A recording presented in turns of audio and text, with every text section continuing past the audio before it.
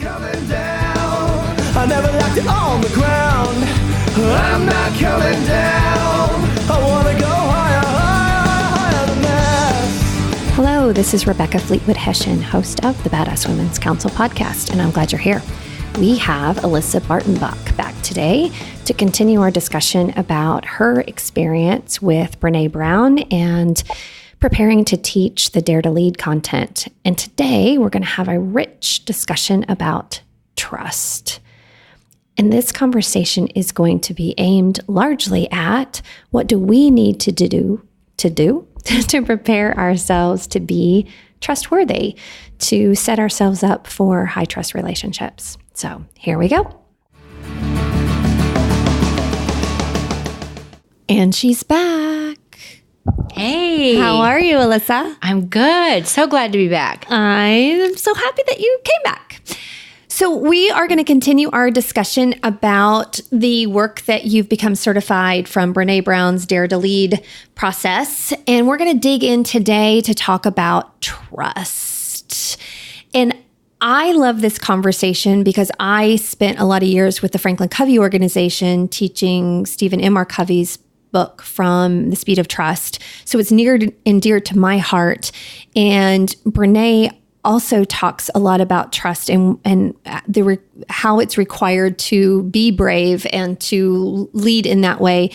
And then before we even get into the details of it, this is a perfect example. One of the things that we talked about in the last episode together was that sometimes we can have an idea about something and we can say, oh, but Brene's already written about it, or Michelle Obama's already written about it, or somebody else has already done it. This is a perfect example. Stephen M. R. Covey wrote about trust 10 years ago. Brene Brown is writing about trust today. It is a relevant, timeless topic. And it takes someone else to tell this story and to teach it in a different way. If we all continue to teach these fundamental truths in our own ways with our own stories, that's how we really generate change. So I just wanted to open with that here's a perfect example of Brene could have said, oh, well, Stephen M. R. Covey, he already wrote about trust. I'm not going to include that. I'm just going to put, I'm sure you've probably already read about trust by Stephen M. R. Covey. No, she didn't do that. She is teaching about trust in the way that is a part of her process. And I just think that's really, really important. So we're going to talk about trust today and how it plays in with meaningful connection. I mean, in order to have connection, which is what we're about here at the Badass Women's Council, reflection and connection, you got to have trust. And trust is one of those words that can be airy, fairy, woo, like it could mean very different things to many different people. And so we're going to put a little bit of structure around it. Not too much. We're going to still have a conversation like we always do. But when you learned about trust from Brene, tell us a little bit about the context of how it fits into the bigger picture of what she teaches. Sure. So I think trust, and one of the reasons why I think we should start there is because this is honestly a tough topic. Like you heard the word trust, kind of like we joked about last time with vulnerability, and you were probably sitting here thinking, okay, I can right at the top of my head have a positive image that comes to mind of somebody I trust, or my brain's going straight to somebody who I do not trust. And trust can become a really hard conversation to have, especially in the workplace, because, Brene calls it like a gauzy topic. Like it's a hard one to really say, this is what trust is. Mm-hmm. And most of the time, and another thing I love about the work she does is it's all based around research. And the majority of the time, it's easier for us to say what something isn't versus what it is. She comes a lot from the perspective, like instead of saying like, well, what is trust? All of her research is she's asking questions about like what is not trust and getting those examples to help us learn what are the things that make a difference. Interesting. And so she does have a unique spin because she kind of has this acronym. It's called BRAVING.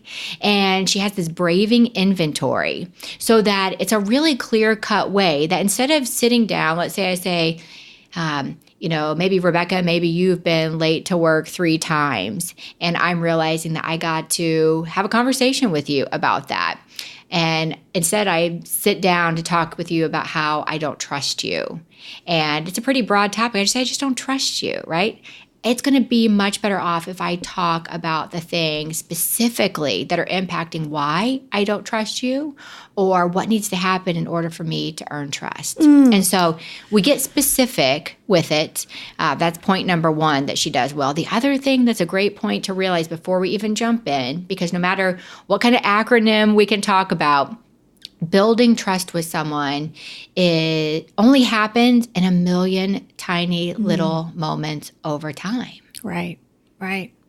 So it's hard work. And anytime you're having an interaction, you're likely building or taking away trust by the way that you communicate or not communicating. Trust is in the air and happening all the time. It's about being intentional and building it intentionally through this through these specifics, right? Yes. Yeah, love that. And, this one for me, is part of like, okay, if you're going to do the work, then you got to like do the work. And so, I got a situation in my life right now where I have someone, let's be honest, there's somebody I'm supposed to co-parent with.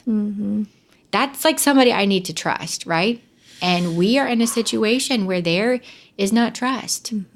And what is so great about this is it works at work, but it works in life. But now that I know what braving trust looks like, gosh, this isn't just about what somebody did to lose my trust. The game's changed now. Now I know what I need to do in order to own my part. And so okay, let's just pause on that for a minute. Let's just pause on that. Yeah. This is big because it's easy to want to point fingers. It's easy to point fingers, especially in this situation. You've been through a lot of hurt, and I've been through a divorce. Lots of our listeners have been through these kinds of challenging relationships, and it's so easy to want to point fingers. But what we have to do is pause and say, okay, the only thing I have control over, influence over, is me and my choices. So now I got to look at my part. Yeah. And that can be so hard. It is. And I think as we talk through what these look like there's going to be a few that you're like, okay, yeah, I can do that. That makes sense. I can say that. And then there's going to be a few that are like, oh, wow. Oh, I've hell been no. doing that. Yeah, and I've been doing that. And that's going to be tough. And so, that's the one thing. Like, this is brave work, folks. This is not... a lot of times in the work we do in leadership development, it's called soft skills. Oh, please. And man, if I took anything away after this certification, is being able to have a much better way to talk about how leadership is nothing soft. And this is a perfect example of reflection, right? So the first step is we're going to do some reflection on what can we do to build trust. Yes. Yeah. And that is, I spent a good amount of time blaming. And to tell you the truth, I had every reason to do it, So, I could have ran with that story probably as long as I wanted to. But the difference, especially as we walk through some of these today, and what's kind of helped me is, and again, high achieving women, that's who we're talking to here. Sometimes when things feel out of control, we are searching for something where we can say, okay, what can I do? What can I influence? And I clean my closets when things feel really out of control. Gosh, do you? Me too. Oh, Yes. Yes, because it's like, oh, look how neat Okay, and so clean that is. that was my daughter's room. Saturday, I'm supposed to be traveling for work. I haven't packed myself, but yet, guess what I spent 2 hours doing? Organizing Shopkins. Does anybody know what those are? Describe those for our listeners Okay, who may so not know. Shopkins are these little things for girls that are the tiniest little pieces, and they can be little lipsticks. Or my favorite one of hers, it's this little waffle. It's not bigger than my thumbnail, and has 2 little waffles that go into. You complain if you have boys, and I complained about this at one point. They had Legos and you stepped on those, but there ain't nothing like a Shopkins. Let me tell you, the lipstick, she gets me every time. The lipstick. Yeah, but I found myself because you know what I needed in life? I needed my 4-year-old's room clean. That was really going to get me far in life. Because that felt like everything else in your life was a little more together. And I saw the before and after. I accomplished something. Yeah, I get it. Yeah. And you know what? The other thing, I don't know if you do this, it was not on my, because I had a serious to-do list. It wasn't on there, but I went downstairs and wrote it on. So you could check it off. Yep. Oh, girl, I feel you. Yeah. Yeah. I just want to know, was the room clean when you got home? Well, I don't know. Was Oh, it it just happened last right week? before you came? Yeah. Oh, my gosh. You're going to have to see. report back. Okay. We will see. I doubt it. But anyway. So keep going. So you feel like as high achieving women, we have this need and want to control. But like I always say, we don't have nearly as much control as we think we do. Yeah. Well, that's what was hard about trust. You know, I mean, like somebody seriously broke my trust. And I'm not talking about once. And I'm not talking about little things. Like these are big things. Right. And they've been consistently happening for 2 years. And there's a big part of me that thought, you know what, it's just always going to look like this. And there's nothing I can do. He's the one breaking the trust. And as we walk through some of these, you're going to realize that there's some things you can do in order to have some control in some situations where you feel like it's the other person. And then if you're honest with yourself, and that's part of doing this work too, right? Because we never want to be like, oh yeah, I do that. But if you're honest with yourself, you can see how maybe even unintentionally you've been hurting some trust with other people too, and start to change that. One of my favorite quotes by Maya Angelou is, when you know better, you do better. Yes. And so this is one of those moments where when you see it, now it's up to you to decide, are you going to do it differently? Yeah. And let's talk about that. Like as we go through these things, let's be transparent and give real life examples of some stuff, because I mean, that's what this work is all about, right? Yeah. Like I always say, if I had to go through all this stuff just to tell my crappy story so someone else would feel brave enough to tell theirs, then I'm all in. Winning. Then let's do it. Yeah. Yeah. Let's do it. Okay. So we are going to talk through braving. And the very first one, the B, stands for boundaries. So another big word, right? We talk about boundaries, and it's always great when we talk about setting them, but it's never so good when we talk about like other people setting them with us, right? With us, yeah. And one of the things that I really struggled with is, how do I go about doing that? Because there's some people I feel like I can be secure and strong, or if I really believe in the boundary I'm setting, I can communicate that pretty clearly. But even if I was doing a good job, I never felt like I was saying it in a way that even I believed it was okay for me to set the boundary. You know? It was like ish. It had an ish. Boundary-ish. Yeah. And so this is tough. And I also think it's something that as women we struggle with a lot, because we were, a lot of us, raised to do for others. And so like all of the others. All and of the them. neighbors and the people at church and the school. And to be happy when you did it. Oh, smile, yeah, girl. Yeah. And setting a boundary is hard stuff. And you know what's even harder than setting it is sticking with it, and then take that another level farther. Let's say you set the boundary. Let's say that somebody doesn't abide by it. Now what? Now what? Now what do you do? So this is not easy stuff. And one of the things that she teaches, and I love, honestly, Brene is so good at making things simple, which I do love that about her I completely need. And so she talks about boundaries are really simple. It is saying what's okay and what's not okay. But yet we overcomplicate the crap out of that. We do, until we learn that all you got to do is say what's okay and what's not okay. And let me give you an example of this. Okay, so moved into a new house with my kids about 1.5 years ago now. And within about 24 hours of moving in, guess what I found out? Oh, no. I have the crazy old lady of the neighborhood that lives behind me. She's the one who wants to tell me about everything and complain about everything. And her newest rant, since it was time to start mowing grass, which I'll just admit, I don't do. There's a lot of things I do, right? Cutting grass, it's not going to be one of them. It's outsource. I'm a fan. Yes, outsource. It's one thing I'm not going to do. I'm not a fan of sweating. Yeah. Just not. So there we go. All good. So the guy that I hired to do this apparently does not do the best job of cutting behind my fence, which is essentially her backyard. So every time I step out to my backyard, which is like my place, right? I've got a little fire pit. A little sanctuary. My kids' playground. So we go out there. I can sit under the umbrella. My hammock that I lay in and read. Every time I go out, it's like she knows that back door is open and she comes out there to complain to me about it. And a few times I was polite, right? I was like raised to respect my elders. Right. And, you know, she reminds me of my grandma. Like, who am I to tell if my grandma? Like, and I came back from Brene training. I step outside and there she is complaining. And I said, you know what's okay? To say, hi, how are you today? You know what's not okay? To complain to me about anything. And I turned around and I went back inside. And you know what she said to me every day since? Hi, how are you? Let's review for a moment.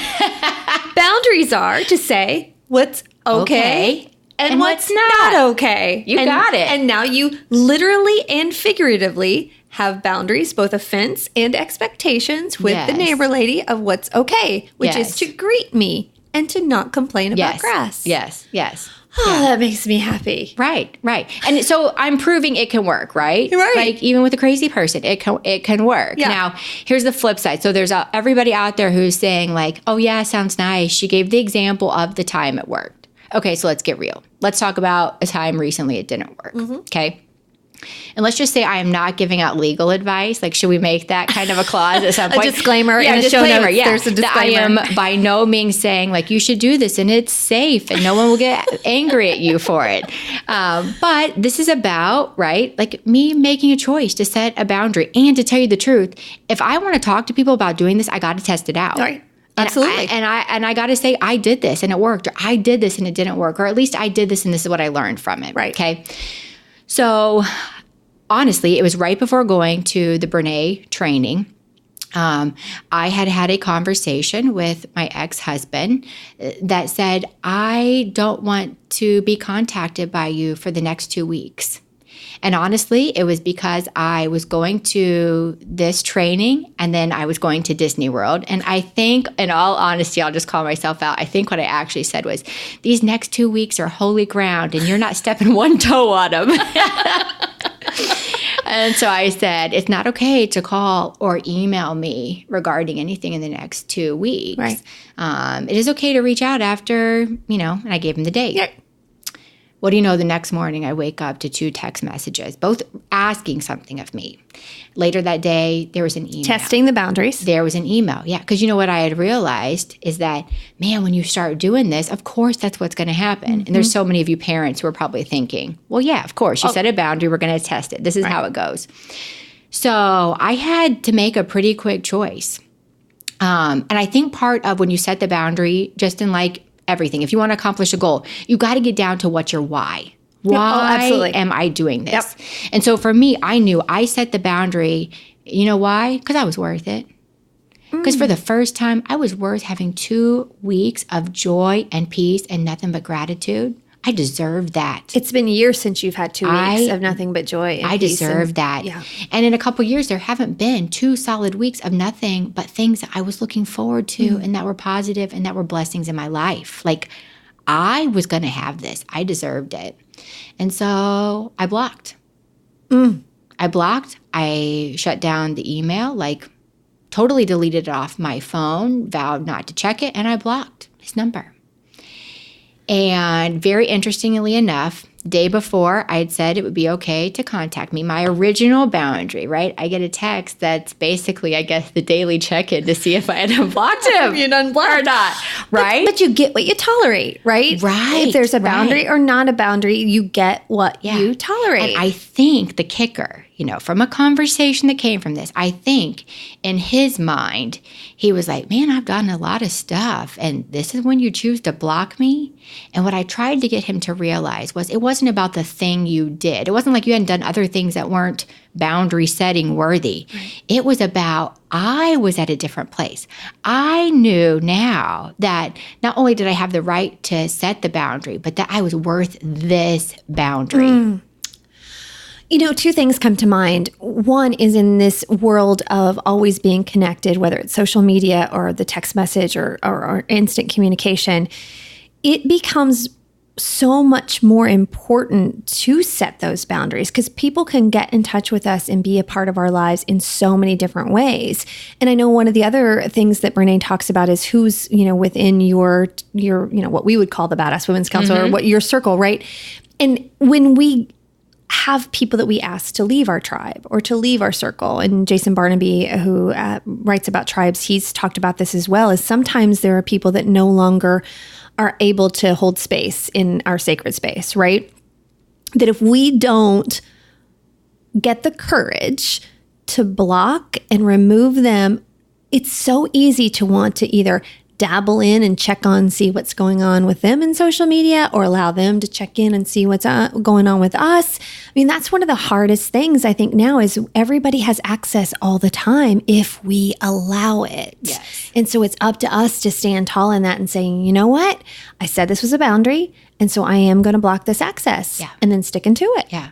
And I think everybody that's listening right now, like they've got something that's in their mind, right? Yeah. We're talking about boundary. They either have that person, that place, that thing that they are, first of all, probably thinking like, I have to do this. Is no longer right for me, or it's no longer healthy for me. Right. And their wheels are turning about why they deserve to set this boundary. And hopefully over time, they get the courage to figure out how to set it. So I would just encourage you today, whatever that might be, even if it's a really small one, test it out, because that's the other thing about this work. You know, sometimes I do really silly things to test out, like, am I capable of doing something, just so I can take on the next big one, you know? So honestly, like, thank goodness I took on the lawn lady, because I needed that trial to take on some bigger ones. Well, and that's what I say about trust is, can I keep a promise to myself first? Because if that says, am I trustworthy? Do I trust myself? Can I keep a promise to myself? Yeah. Okay, so you just perfectly segmented us. Okay, good. Segued us in. Yeah, segmented us. That would be painful. Let's not do that. You segued. I knew what you meant. Keep going. It's a little late tonight, but we're having fun. It's all good. Into reliability. So we went through BR, so are making our way through braving here. Reliability is you do what you say you'll do.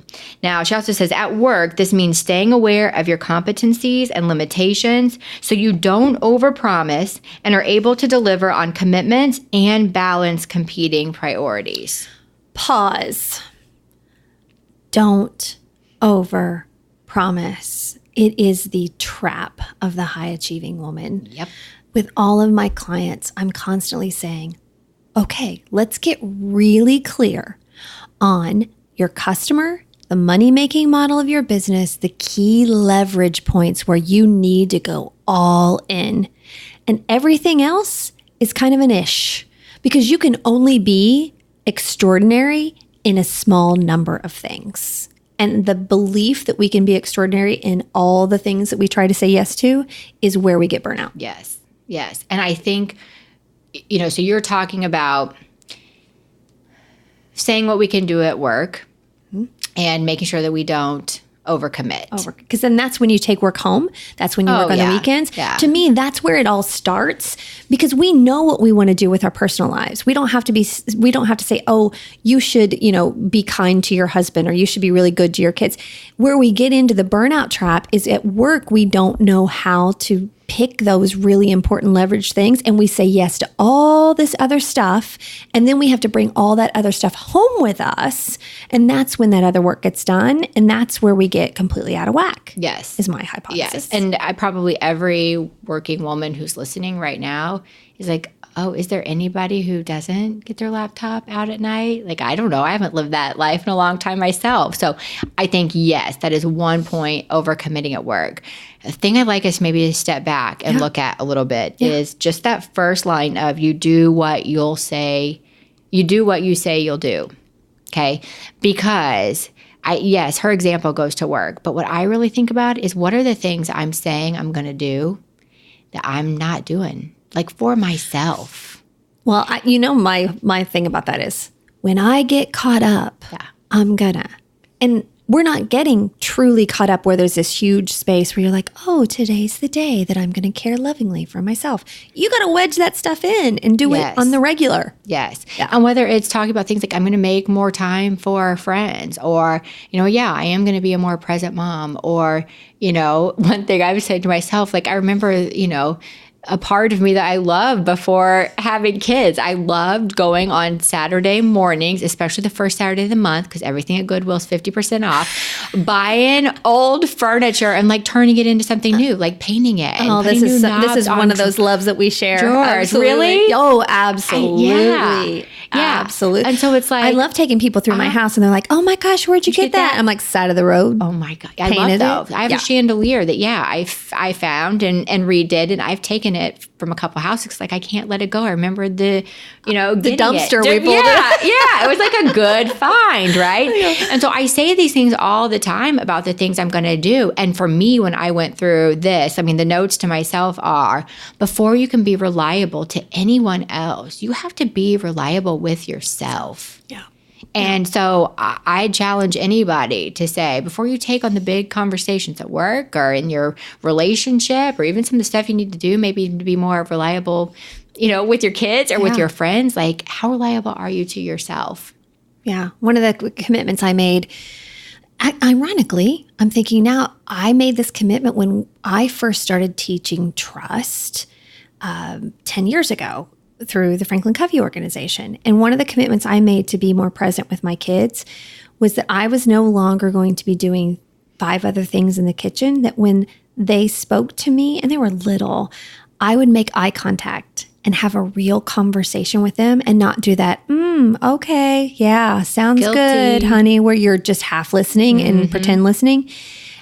And it was phenomenal, the impact that it had on our relationship. But boy, did it take some diligence on my part to keep that commitment to myself. Because I didn't come home and say, kids, I've made a commitment. I will not make eye contact. But I made the promise to myself to build in our relationship in that way. And I had to hold myself to it. Wow. Yeah. Wow. And I'm sitting here as somebody who didn't necessarily know you at this level with little kids. So I see you with your kids who are growing up. And I think that has to be a huge reason that you have the relationship with your kids who are, well on their way to grown up today. Like, that's why, like, they know you stop and you listen to them and you see them and you make time for them and are present when they talk to you. So thank goodness you held yourself to that standard back then. Man, what a difference that did. Yeah. And they have shared all of their life with me, sometimes more than I wanted to hear, quite frankly, now that they're 17 and 21. But yeah, I made that investment early on. I was just thinking about that.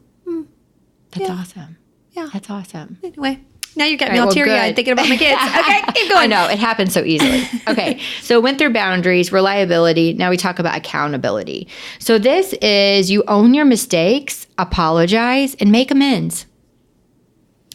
Own your mistakes, apologize, and make amends. It sounds so simple. It does. And you know what? It can be that simple. We overcomplicate it. Don't you think? Yeah. What's like, let's start to dig into this a little bit. What do you think is the hardest? Is it owning the mistake, apologizing, or making amends? What's the toughest for you? Depends on my mood and how tired I am. So I'll give you an example. When we say we're going to get real about this, right? So a few nights ago, I was driving home and it was about 10 o'clock. I'd been at a friend's house and I got a text from Nikki Bush from Nicole Blair Ware. She's one of the Badass Women's Council members. You know Nikki as well. And we're working on this project together. So not only is she a friend, she's a business partner. And I had sent some information to set up a meeting. And her response was, she was trying to create boundaries. She knows herself. She knows attention span. She knows, and the length of time for the meeting was long. And what I hadn't done was clarify the context about what we were going to include in the meeting and how the meeting was going to be. That included dinner and included some getting to know some of the other partners. It wasn't just all like, she pictured this nightmare of a corporate meeting for 5 hours at a boardroom or something, right? And so it's 10 o'clock. She's tired as well. She responds back, I don't think I can do 5 hours. So she's got boundaries for herself, which I normally respect. And in that moment, I was like, bitch, please, I'm trying to set this thing up, right? Yes. And I'm cranky about it. And so my response was cranky. I mean, this is a woman I respect and love. It was cranky. And in the moment I sent it, I knew it was cranky and I was just like not even caring about it as much as I should, right? So I went home, I crashed, I was exhausted. I get up the next morning and my first thought was, that was wrong. And, I get up at 5:30, 6 o'clock in the morning. Finally at 10:30, it was just killing me. I was like, just admit that you were wrong, give her some context, apologize, and then ask her what would she need to see or know for this to feel okay, or how could we adjust the meeting. But it took me some time to get there. But once I sent the message, here was the really hard part. She was in with the clients all day, and so she didn't respond until like hours later. And you don't think that was eating at me? Like, oh my gosh, she's mad at me. Here's this woman that I love and respect. And not only was I mean to her, it took me forever to apologize. Now the shame spiral is all just going and going and going. And finally later that night, she responded and said, girl, I was so tired too. And it was just this like, I'm sorry too. And it was fine. But I basically in 24 hours just sat in all of the muck of that. But it was hard for me at first to go, you were wrong, Rebecca. Because I wanted to say, girl, I am trying to set up this thing that's going to benefit us and our business and blah, blah, blah, blah. I wanted to be all indignant about it. Like, what do you mean you can't give 5 hours? What do you mean? Like, I wanted to go there. Yeah. And I had to make myself I went there for a little bit. Yeah. And then I was like, okay, that's not helpful. Because she's going to be in my life as a relationship for years and years and years. Like, she's one of my inner circle, right? Yes. And you just have to do it. Yeah. And I think the thing that stands out what you're talking about is you kind of shifted from like just back to owning your stuff. You know, and for some of you might be sitting here thinking, yeah, but somebody does this to me. No, I'm not apologizing for that. It's not on me to be able to have that level of accountability for something. And so some of this also depends on what are you in it for? You know, what's your why? What's your purpose? What's your context? Yeah. Because, you know, to me, there are situations where lately I felt convicted to do some of this work by owning a mistake or apologizing when honestly, somebody else probably didn't even expect me to, maybe didn't even need me to. But this is about living in alignment with who I say I am. Yeah.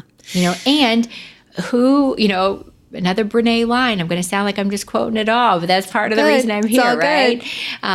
Is you are how you lead.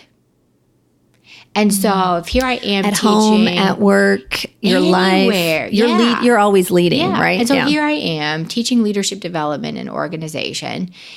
I mean, I gotta be doing it, right? Right? I can't be saying something and doing another. And if I truly believe that people are capable of operating at a different level, and if I really want to believe that people are capable of doing this work, it's not enough for me to talk about it. I got to show them what it looks like. Yeah. You know, because I had a situation, and I'm not kidding you, 2 weeks before going to the Brene training, I literally told someone, I will never apologize to her. There's nothing you could do to make me apologize to her. There was... I know that look on your face sometimes. Yeah, see, and I just gave it then. Like, it all came back. It was real. And that's been me my whole life. Like, when I'm done, I am done. And it was someone at work that I felt like I kept getting this situation where I was supposed to prove who I was. And I had been killing it in a lot of areas, like in a good way. And not only was that not good enough, but I felt like they couldn't wait for me to mess up. Ooh. And I had one small example where I introduced someone with slightly the wrong title. So instead of calling them a chief something, whatever, I called them a vice president of that same function. I know, right? So I was all hung up. I'm like, well, that's about her. That ain't about me, you know, which, yes, there is a time and place for that. But I knew that I needed to have a good relationship with this person. You know, before I was kind of thinking, well, if they don't get me, then they don't deserve to get me, you know, or if she doesn't understand me. But I thought, okay, let's see how this changes the game. If I just say, hey, I'm really sorry that happened. That was never my intention. I own that. I said the wrong thing, and I knew that's not it. And I know you worked really hard for that title. And here's the kicker, whether this means anything or not, but to me it was tough because it was another female. It's interesting, isn't it? That I wish would have cut me a little slack, and guess what? She wasn't going to do it.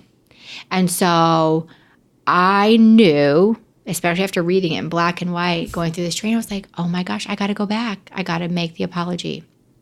So I mean, it's even a part of, you know, AA, Alcoholics Anonymous, you know, to go back and right your wrongs. There's a healing power and a strength that comes from just being raw and real and honest about, I've made a mistake. I need to go back and and do something about it.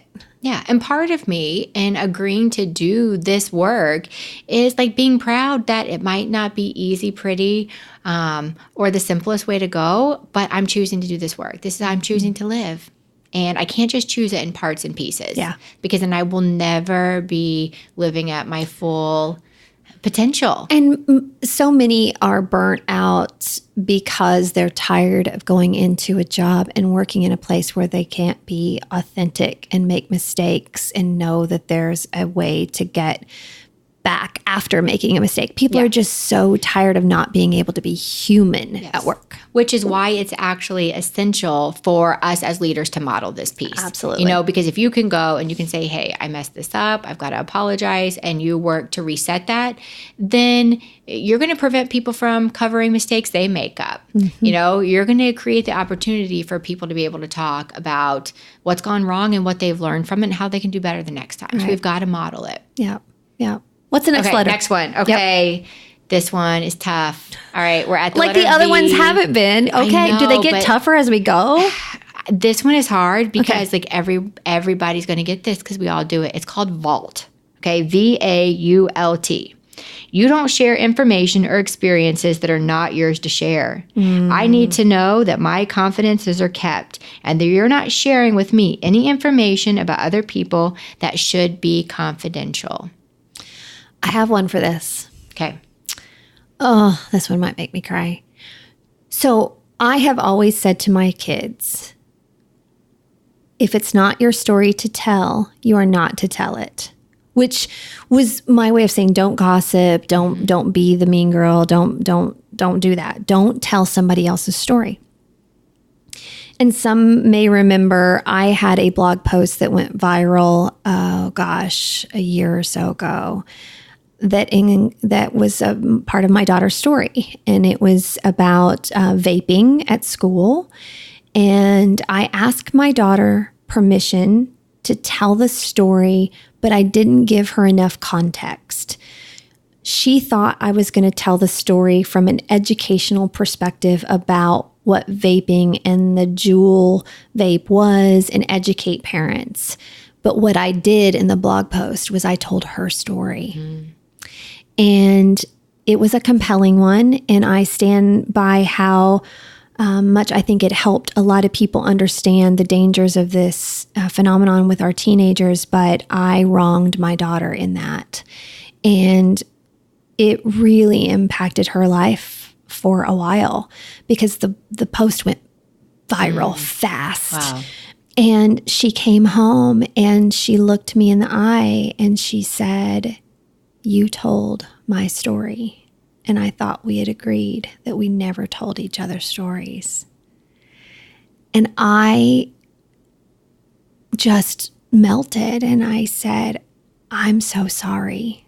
I realize now that when I ask you permission to share it, I should have shared the post with you before I hit publish. I made a mistake and I am so, so sorry." And we were able to talk through it. And, she, I think, has forgiven me. But, she was 16 years old and she had to stand in that. And I wronged her. I let something out of the vault that I shouldn't have. Her story. Yeah. Yeah. And that's a good example because you had already kind of set something that, that you went against. And I think the thing that's interesting is the vault kind of has two perspectives. So there's the one you're talking about, which is I'm not going to tell somebody else's business. But then the other side is, you talked about this earlier, like we need people to confide in. Mm-hmm. So how do I know that when I tell you something, that it stays with you? Now, majority of time, I think our red flag and the thing to watch for is this, and this is when everybody's going to be like, oh, I did this, is because you might share something with me that's very personal and that I would never go and tell anybody else. But what if tomorrow I called you and I said, oh my gosh, have you heard about Emma?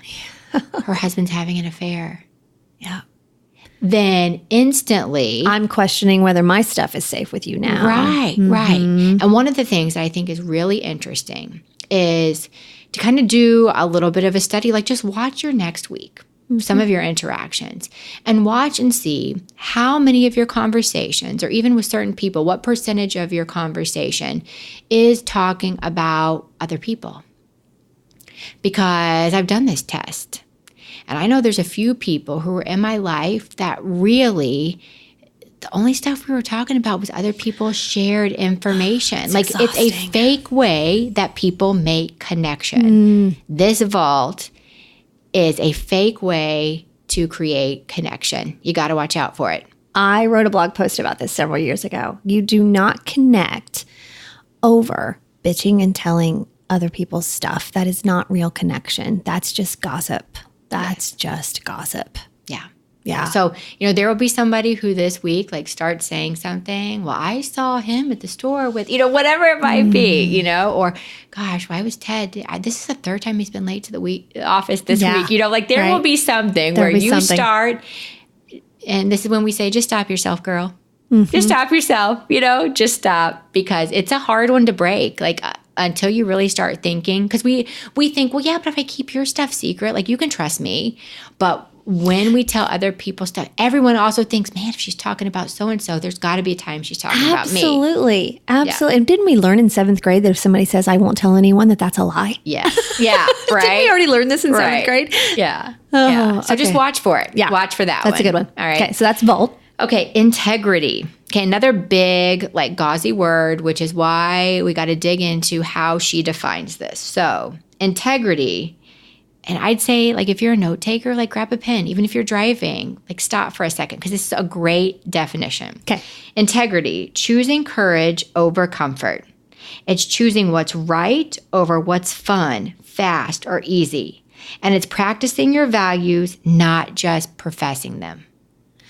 Practicing your values, not just professing them. That's big. Yes. And it's choosing what's right over fast, fun, or easy. That's kicker for me. Mm-hmm. That is kicker. We are moving at such a fast pace.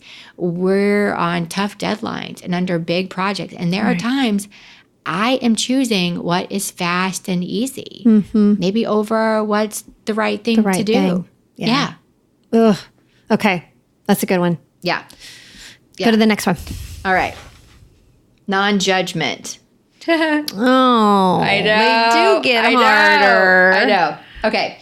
So non-judgment, I can ask for what I need, and you can ask for what you need. And we can talk about those things without judgment. Now, you can ask for what you need. We did a couple episodes on relationships with Dr. Vicki Dalton, who's was my old therapist, quite frankly.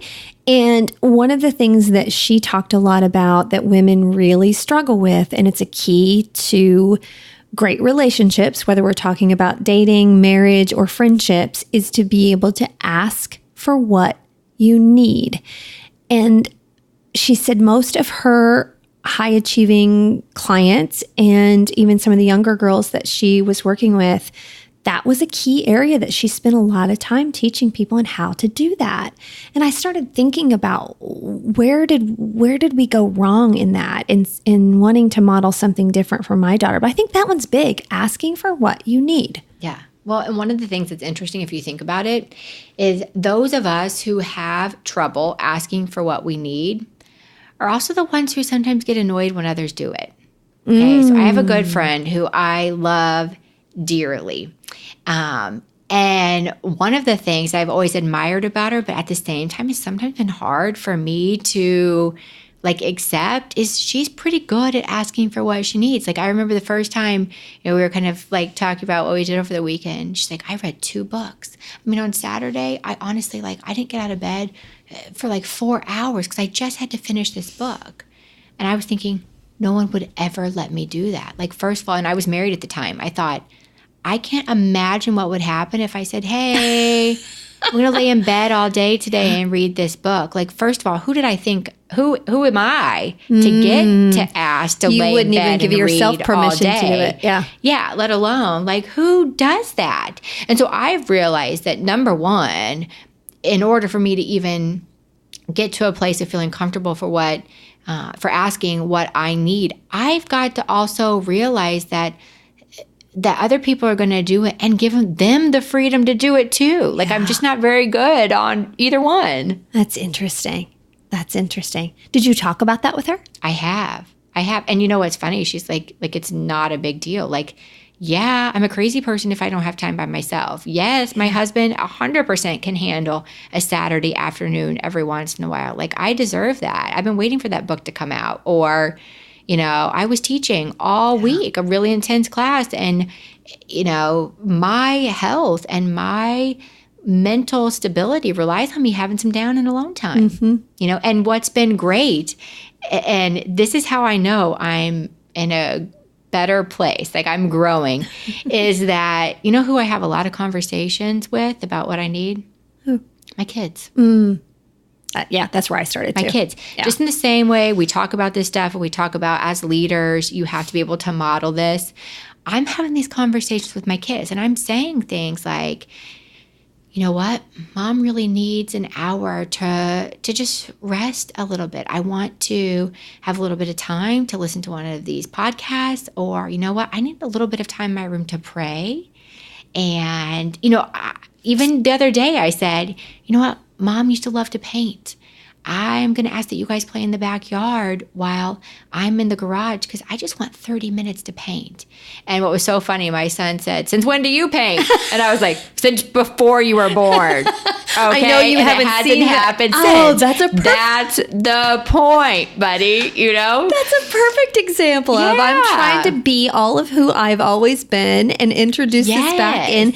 And it had been 8 years right. because he just turned 8. Yeah, that's the point, dude. Yeah. Right. Oh, that's beautiful. So I also, one of the reasons that I haven't felt so bad in asking for them sometimes is because, number one, I watched a single mom who still does today work really, really hard and not ask for much. And I'm pretty sure she'd tell you today that's not the healthiest, best way to go, because it didn't model for me. Like I'm having to do this work now so that hopefully my kids, they're my friend who's like, yeah, that's a no-brainer. I can ask for that. Yeah, I deserve that. Yeah, I'm worth 4 hours on a Saturday, whatever that looks like. I talked about that on another episode about self-care.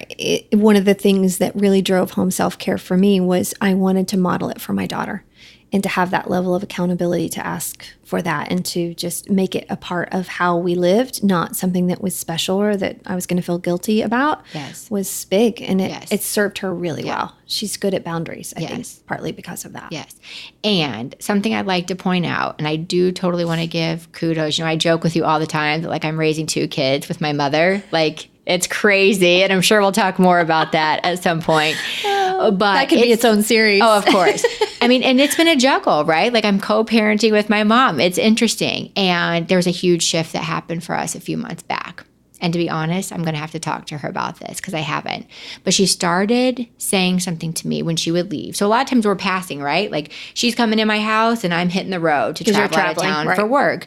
And so occasionally we have those times where she'll drop him off maybe after school or something like that. Or maybe she'll pick him up and take him out for ice cream so I can work, for an hour or something like that.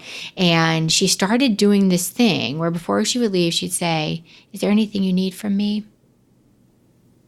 And I don't think that ever once I've said yes. Now, in my mind, sometimes I've been like, "Oh, yeah, can I have it?" Like something, all kinds of things, right? You got a big bottle of wine in your bag, or 2-week vacation, somewhere, all kinds of things. But every time I've just thought, no, but thanks for asking. Mm-hmm. And so just as much as we have to become braver about non-judgment of others when they ask, but braver around asking for what we need, also work on helping other people become braver by asking.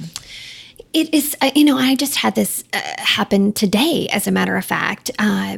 Kate Porter is an amazing young woman who's interning with me in the Badass Women's Council brand and doing great stuff with video production and marketing and social media. Shout out, Kate. She's amazing.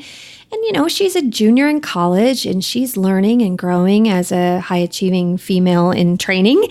And I've just taken on her role as an intern. And I said to her one day, "There's going to come a week I'm going to forget to pay you. And you're going to have to tell me." And she said, oh no. And I said, oh yeah, because I'm going to forget. I'm just going to tell you right now, this is a new behavior, and it's, I don't have this set up as a part of the, accounting system. This is just me remembering to do it. So today she texted me and she was like, her text, I think, said, I hate this, but you told me to do it. I don't think I got paid last week. And so I immediately texted her back and said, yay, you! I love that. Because she courageously, and I know it killed her. Yeah. And she probably thought about it for 3 days before she finally did it. And sure enough, I forgot to pay her. And I said, I'm so proud of you. And she said, you hold me accountable in a good way. Wow. And I thought, these are the things that we need to teach each other Yes. because we both got a lot out of that. Yeah. And let's go ahead and do everybody a solid, because somebody's going to do this and they're going to reach out and they're going to ask for what they need, and nobody's going to go, yay, I'm so proud of you. I did say yay. When this happens, yay yourself. Oh, when yes. you find yourself and you ask, even if you don't get it, right? Like, be proud of yourself that you ask, because the more you do it, the more comfortable you'll get doing it. And then the more people will realize, and you'll realize that you deserve it. So just start and yay yourself. Absolutely. And if you need a group yay, reach out, message us. We'll help. We'll yay you. We'll cheer all day long. We will. Yes. We absolutely will. Okay, we got one more. Oh, okay. Let's do it. Okay, you ready? Yep. Okay, so generosity. So extending the most generous interpretation to the intentions, words, and actions of others. I love generosity. We're hardwired for it, right? That's a part of belonging, which is why Brene's talking about it. And I believe that generosity's biggest challenge is that we as a society are buried under busy. I don't think oftentimes it's because we don't want to be generous, or we don't think of things in the way that we can give of our time and our energy and our connection and our trust and our boundaries, all of those things. I think it's because we are too busy. And we're just buried under this frenetic pace, and so much of our goodness gets lost. Yes. And, this was a tough one for me, because one of the things she talks about in this principle is the idea that people are doing the best they can. Mm-hmm. And she asked us all in the room, raise your hand if you think that every single person in this world is doing the best they can. And I had one person in particular, let me tell you, that came to mind where I thought, there's no way in the world that's his best. There's no way. And we got pretty deep into this conversation around generosity. And I'll leave you with this thought, is that sometimes we can live a happier life just choosing to believe that. Absolutely. It doesn't mean it's right, but it's saying, okay, yeah, I am going to operate that way. Mm-hmm. I am going to choose to believe you're doing your best, because it allows you to show up in a much better way. And in all honesty, it's a lot more of a free way to live. Yeah. That's worth giving a chance. And I know we're going to talk about empathy at some point on another episode. It's how I evoke empathy when I'm really frustrated. So when I have a relationship or a situation where I think, oh my gosh, can that really be their best? I remind myself that there's some pain, there's something in their lives that are creating that situation where that really is their best today. And I've often said, and many people have said this, hurt people tend to hurt others. Mm-hmm. So when I feel hurt by someone's actions, I can evoke empathy by reminding myself that there's some hurt there that's causing that in them. And that really is the best they've got that day. Yes. Yeah. Yes. And you know what? The other part is, there are some days I need people to believe I'm doing the best I can. Because I have failed in some hard ways, and I've made some big mistakes, and I've definitely not ever been consistent as showing up as my best self in every situation to every person. Yeah. So there's some days I need people to believe that I'm doing my best too. I love that. That's a great way to end talking about connection. Yeah. We can give each other grace in that way. For sure. And I'm excited. Hopefully people will tell us, like, what was it like? What did they try? What were some of the braving things they did? How did it work? Yes. Send us some messages. Give us some feedback. We'll have Instagram's a great way to do that. There's always posts about the various episodes. So comment in the post about this episode about how it's going for you. And we'll keep this conversation going, right? You're going to come back and we'll talk about some of the other things you learned. Sounds like a plan. Awesome. And I'm not coming down. I hope you've been inspired to grab a copy of Brene Brown's book, Dare to Lead, if you haven't read it already. And I'm not going to bother with reflection questions because Alissa has done an amazing job at sprinkling those throughout the episode. This may be one that you want to go back and listen to it again and take some notes. Thanks so much for being here as always. And if you haven't subscribed yet, this would be a good time to do so because Alyssa's going to come back and just keep sharing from her experiences with Brene and from the book. Thanks so much. Make it a great day. I'm not coming down. I never left it on the ground. I'm not coming down.